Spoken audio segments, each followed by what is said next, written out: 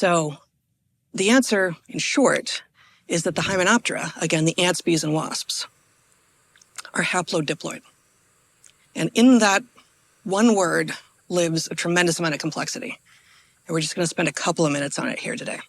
So our soma, our bodies, all of our cells in our bodies are diploid. Right? We have 2 copies of each of our chromosomes in each of our somatic cells. We have one type of cell that is haploid, that has only one copy of each of our chromosomes in it. Those are our gametes, our sex cells. That's eggs if we're females, sperm if we're males. If we're plants, that's eggs if we're females, pollen if we're males. Otherwise, exactly the same. Okay? These guys, the females are like that.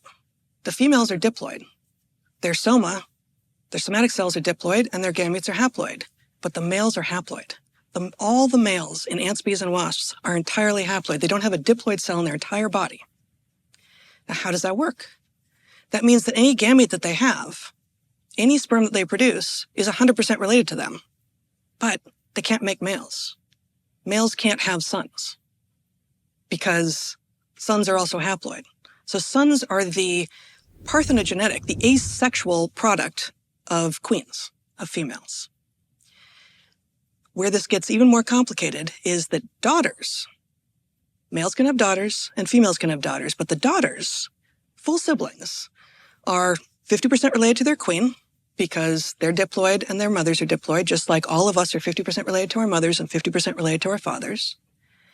But because they got their entire genetic complement from their father, they got half their genetic complement from their father, but their father gave them his entire genetic complement. Daughters are not only 100% related to their dads, but they are, for reasons that I won't go into here, but you may be able to intuit if you think this way, 75% related to their full sister siblings. Whereas daughters are only 50% related to their moms. That means that they have, the full sisters have higher degrees of relatedness between each other than they do to either their mothers or any possible daughters they might have.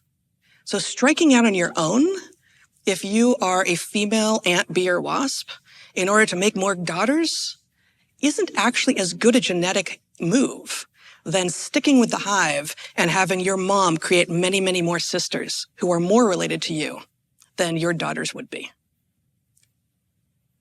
I'll just leave that there.